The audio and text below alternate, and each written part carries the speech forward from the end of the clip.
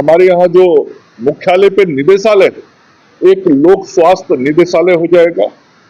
उसके अतिरिक्त स्वास्थ्य सेवा निदेशालय होगा और चिकित्सा शिक्षा भी हम देख रहे हैं कि किस तरीके से बिहार में मेडिकल कॉलेजेस और पैरामेडिकल्स और नर्सिंग सारी पढ़ाइयां जो हेल्थ से रिलेटेड है वो बढ़ रही हैं।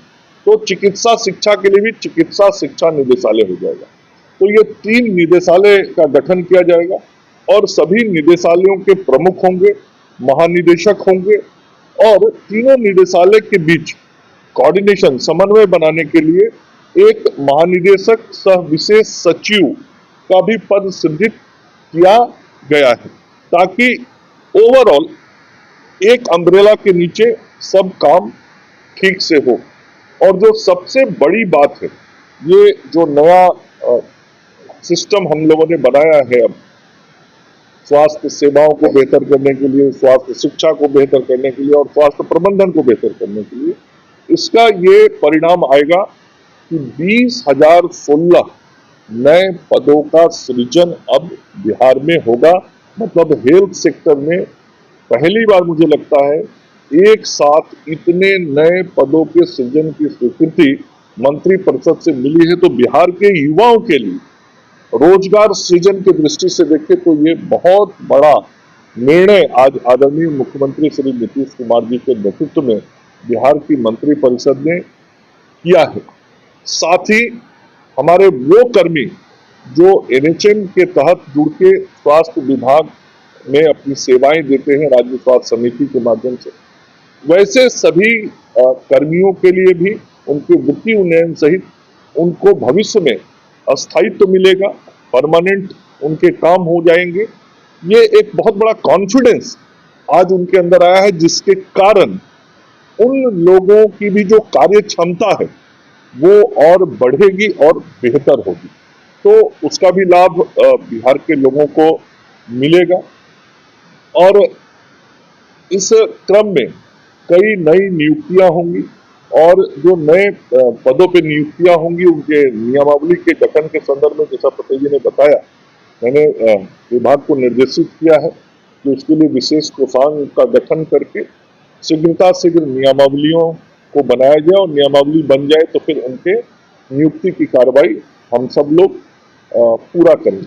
और ये जो पूरी नियुक्तियां होंगी इस पे 2,192 करोड़ रुपया वार्षिक व्यय होने का अनुमान।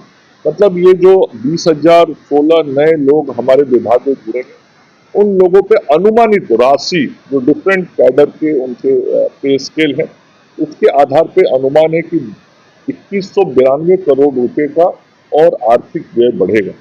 तो ये कुल मिला के एक बहुत बड़ा निर्णय राज्य के स्वास्थ्य सेवाओं को बेहतर करने के लिए आदरणीय मुख्यमंत्री नीतीश कुमार जी के नेतृत्व में मंत्री परिषद में यह निर्णय लिया गया है। और मैं विशेष तौर पर धन्यवाद देना चाहूंगा अपने उप मुख्यमंत्री और वित्त विभाग के मंत्री श्री सम्राट चौधरी जी को, जो मैंने बताया कि 2192 करोड़ रुपए का आर्थिक व्यय बढ़ेगा, उसकी स्वीकृति उन्होंने दी है।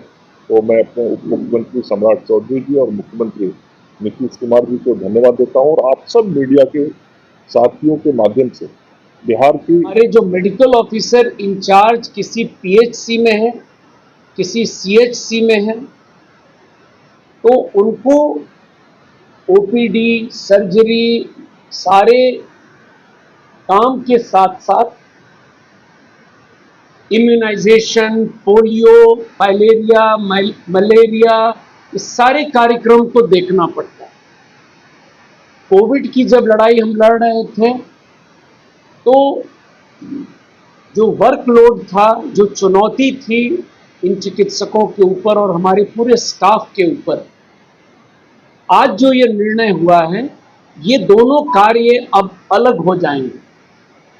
मतलब लोक स्वास्थ्य संवर्ग एक नया काडर बन जाएगा और अस्पताल प्रबंधन संवर्ग जो सिर्फ हॉस्पिटल मैनेजमेंट की चीजों को देखेगा उसका काडर अलग रहेगा। और इन दोनों काडर के जो चीफ होते हैं वो डायरेक्टर इन चीफ होंगे। तो इससे ओवरऑल